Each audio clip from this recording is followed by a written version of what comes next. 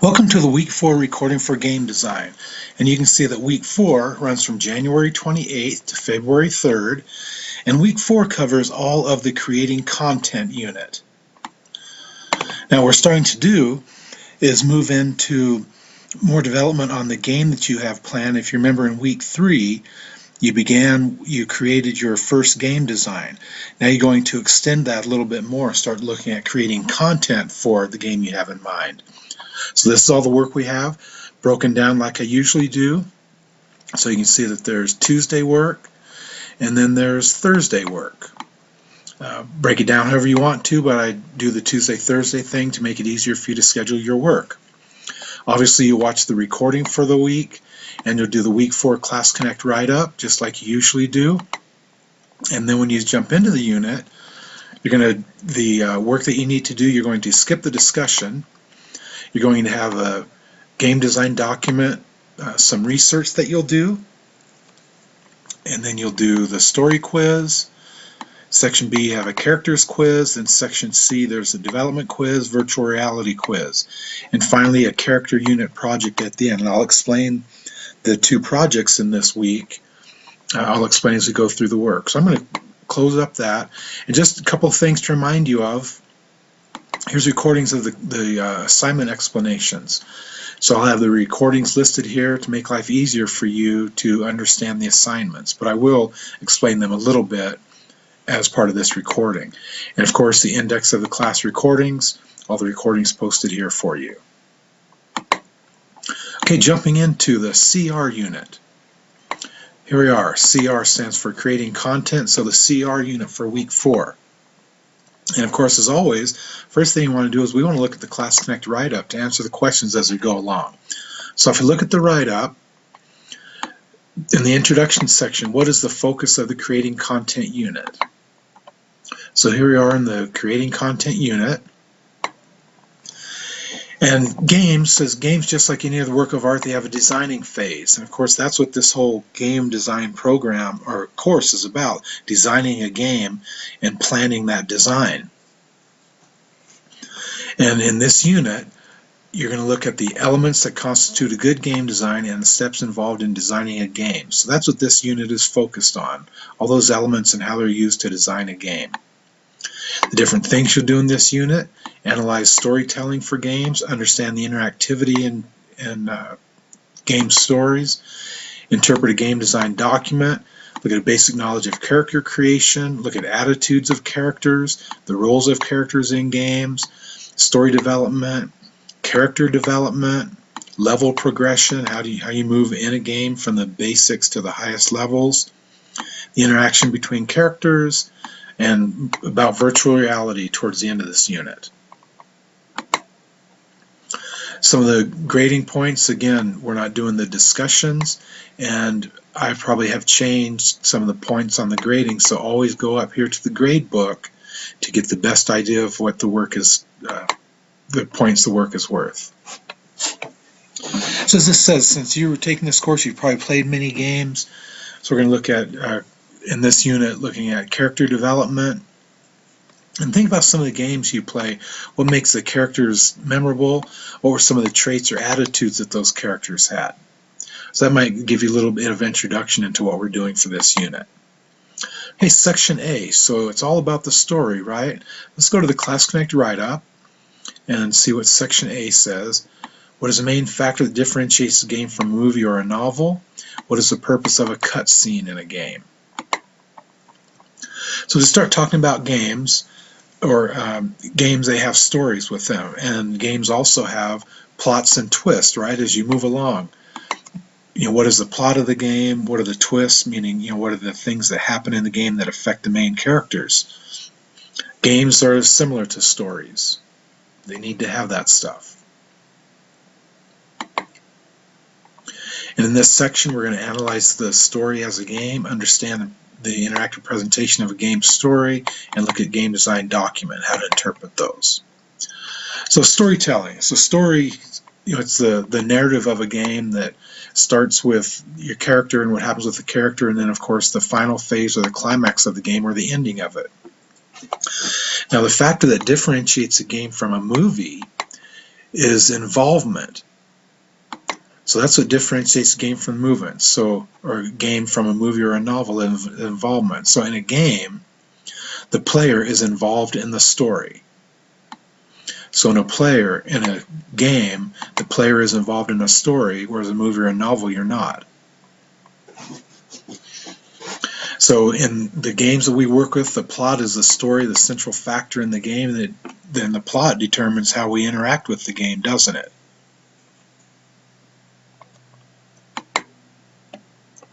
More about storytelling in games.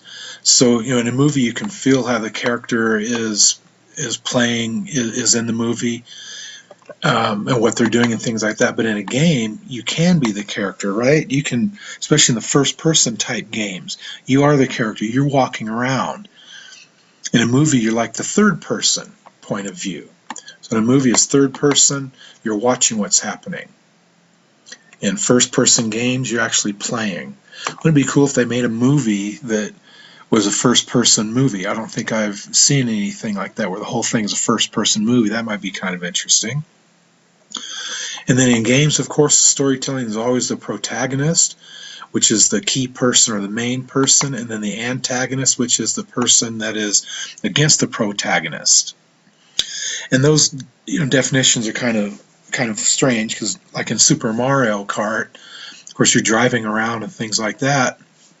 So you're the protagonist. The antagonist are the cars that might hit you and things like that. Interactive presentation of a game story.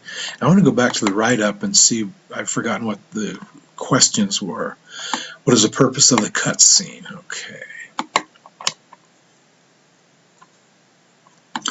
So to start thinking about the story of the game a little bit more, sometimes you get so involved in games like watching TV where you yell at the quarterback to throw the ball or something like that, because it allows us to put ourselves in the games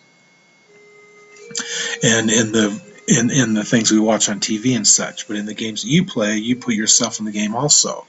And most games start with what's called a cutscene. And a cutscene will brief the players on the mission ahead. So the cutscene could be visual, where it shows you what's going on. It could be auditory, where it tells you what's going on. It could just be text that you read. So a cutscene briefs the player on the mission ahead. So it tells you what you're going to be doing, what's going to be happening. Older games, this starts talking about Super Mario and things like that, where they were limited with the paths and the different outcomes and things like that. Of course, in newer games, you can almost go on forever because the games change depending on the decisions that you made. And you can see that it was the 5th generation of games that really allowed new types of gameplay, and that changed gameplay completely. Interactive presentation of a game story.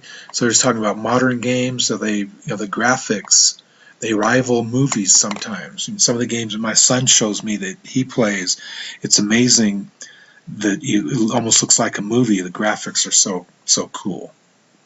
And of course, we has motion capture technology, and lots of games are going to that. So you can really be much more involved in the game.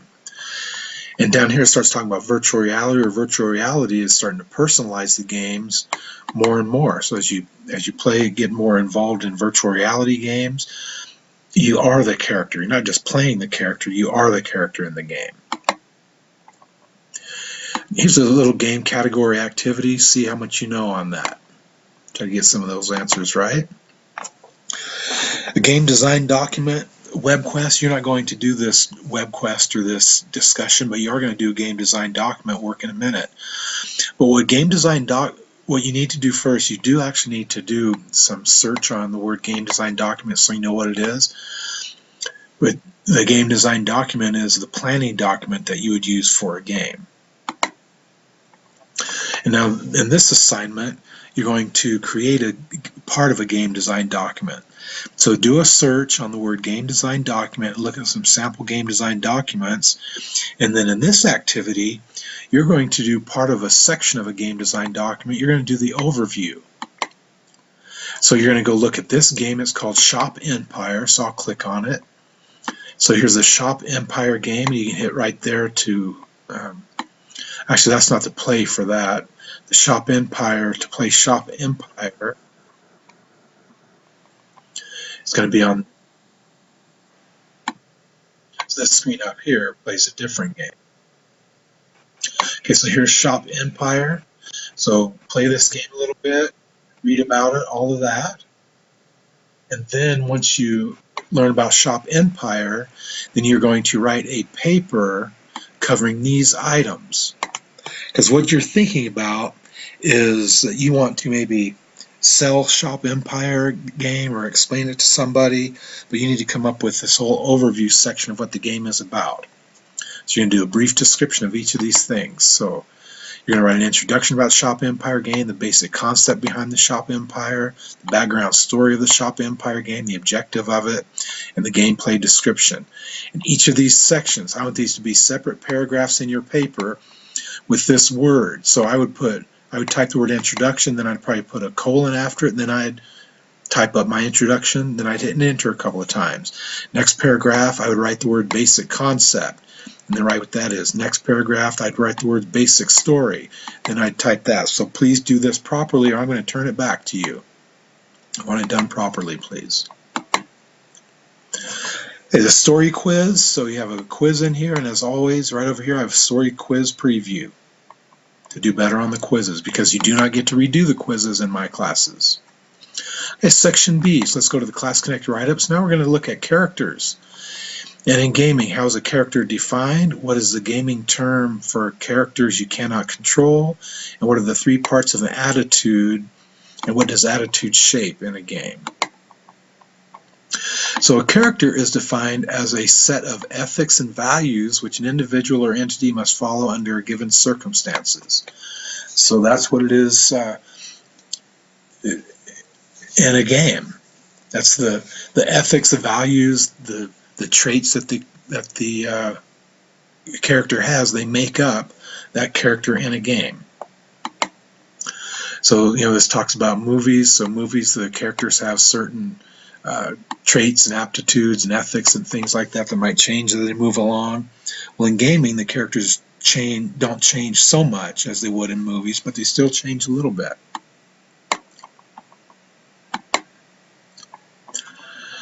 When you define characters, so like this in Call of Duty, the character has already been created. So it's a soldier with a will to kill. So you have the gamer has the same ideals as the central character in the game. So you can read about some things about character here, but in some more modern games, the characters can actually change as they move along. In this section, we're going to look at character creation, classify attitudes of characters, understand the roles of characters in games. So character creation. So fighting games, you have different characters, they have different moves and things like that. So no defined levels to go through, only ways to combat and things like that. So fighting games, their characters are created different from other types of games, right?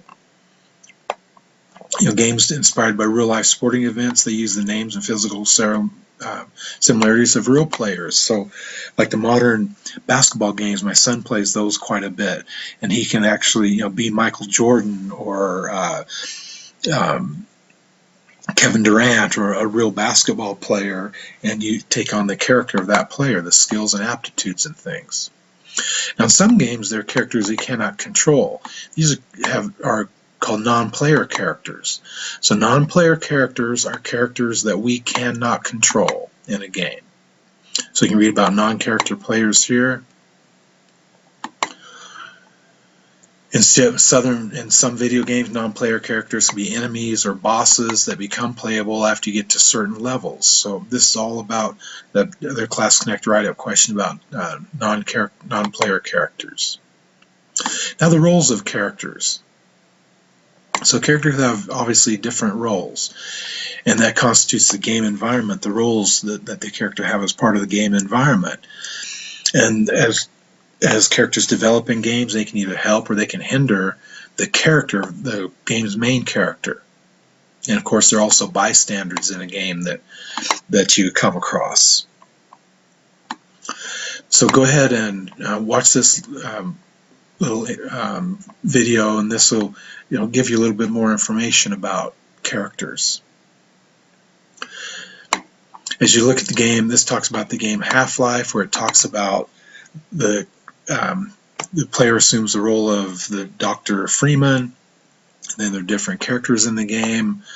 So you read through all this about characters, because it's really important, because at the end of this unit you're going to have a character development activity you need to go through. And this also talks about Newton's third law, that every action has an equal and opposite reaction. Well, the gaming process, as it says, is also designed in such a way. So the roles of different characters, they counterbalance each other, meaning they go against one another to balance out the game. So that's the thing you need to think about with in designing games. Attitudes and roles. Let's go back to the class connector write-up and see where we are on the questions. So what is the term gaming characters cannot control? We found that. And the three main parts of a person's attitude, and what is that attitude shape? And of course we're talking about, it says person, but we're talking about characters, right, when we talk about those things. So attitudes for your characters have many things, such as skills, prejudice, and mannerisms. So those are the three characteristics of a character, the three parts of a character. An attitude shapes a person's outlook on life, may even change daily in gaming. Characters need their attitude to be defined properly. So let's see if we found the correct answer to this. The three parts of a person's attitude, and what does attitude shape? Now let's see. Attitude shapes a person's outlook on life. For attitude in gaming, attitude shapes the way the character acts in the game, right? So keep this in mind when you talk about characters and their attitudes and roles, because again, you're going to create a character towards the end of this unit. More about roles and attitudes. Of course, in a real sports game, the attitude of the character is just like the character in real life. Like in the soccer game, Zidane and Ronaldo, they have certain characteristics that make them, they might be more aggressive than other players, so they can score more in the games and things like that. Here's some character flashcards. See what you know about characters. So go through that flashcard activity. Then finally, defining characters quiz, right here on the left side, defining characters quiz preview, and there's the quiz. Hey, section C. Now we're going to get into concept development of a game. So we talked about game elements, characters. Now we're getting into concepts of games. Let's go to the write-up. And in section C, what write-up questions do we have? What purpose does game concept serve? Explain the difficulty level strategy in game design, and what does GURPS stand for and what it is. So what purpose does game concept serve? So before you start designing a game, the concept for the game must be charted out. It's like, what is the game going to be? What is it going to do? So a concept, as you can see, is the driving force behind the plot, gameplay, and goal, and other aspects of a game which give the game its feel. So that's what the concept of the game is. It's the main idea. So that tells you everything that the concept has. So when a game is first conceptualized, the thought processes vary, and depending on the genre and things like that. But once you get the concept of the game, then you can start to figure out the story of the game, the characters, and things like that. So you can see how this whole flow chart, so once you have your concept, you can write your story. And as you write your story, you can come down to the character. You have different level progressions, and at different levels there's different story, things like that. And actually what I would have with this, I think level progression should be down here at character, because you do a story, you do characters, then you start with your level progressions. So really, the concept summarizes the core gameplay experience, the characters, the storyline, all of that stuff. And when you start developing your game, look at these questions you need to answer. What is your audience for the game? What genre or category will it fit in?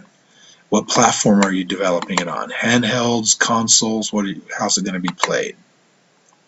In this section, section C, we're going to look at story development, character development, level progression, and interaction between characters. So story development. So story development and storytelling is an art. We looked at storytelling a little bit earlier on. But storytelling process with technology gives your games different forms and things like that. And we look at, this talks about 1983. As you looked at the history of gaming, you saw that was kind of a turning point for games. Super Mario came out, and that's where you could, really had a character that people could really enjoy and they could like. And then that, moved into toys and shirts and all kinds of things. So when you can create a character like that as part of a story, it can really make it be something that people are much more interested in. And there's certainly a story in Super Mario games. As story development, the one thing about as games started being developed more and more, like this talk, sandbox style games where the player could ignore the game and explore other aspects of the game. So I know my son, a few years ago, when he started getting into different types of games, he would, there were certain objectives in the game, but he would go off on tangents, go to different places in the game to explore some of the locations and things like that. So that's called non-linear gameplay. It has many different paths to go to. And I think those are much more exciting because you can use your imagination and you learn more in those types of games, don't you? Character development. So you want to read, or listen to this. Learn about roles of characters in games because, as I said, you're going to be creating your characters towards the end of this unit of study. So in the beginning of most games, the characters are weak and amateurish, and then they acquire certain powers, don't they, as you go along. And power could not only be physical power, but it could be mental abilities, it could be weapons that they gain as they move along. They could gain points, and those points could be used to buy more weapons or give you different attributes. So there are all types of things that happen in games, and you could do that with the characters that you create for the game that you're going to plan too. So you can see down here, physical strength, mental ability, leadership, personality development. Those are some attributes that can change as characters grow in games and as you move along in the game. Now we're looking at level progression. So level progression is what's called the difficulty level strategy. And what that does with difficulty level is that when the difficulty is high, then the rewards are higher. When the difficulty is low, then the rewards are lower. So that's essentially what the difficulty level strategy is. The higher level you go in the game, the more difficult it is, then the greater skills you develop, or the greater skills the character has, and the greater the rewards as you go to those higher levels. Most games, they use a lower level to teach how to play the game and learn the underlying keys to the game, and you learn about things you can use at a higher level. So all of this, the level progression development, is really important because the character gains experience as they move throughout the game, and obviously the player gains experience as they move throughout the game. More on level progression development. So make sure you read through this. Character increase their level as they accumulate experience. They move to the next level, and they become stronger, more capable. They can solve more problems, different things like that. So make sure you understand character development, because that's going to be a very important thing as you create your character for your game.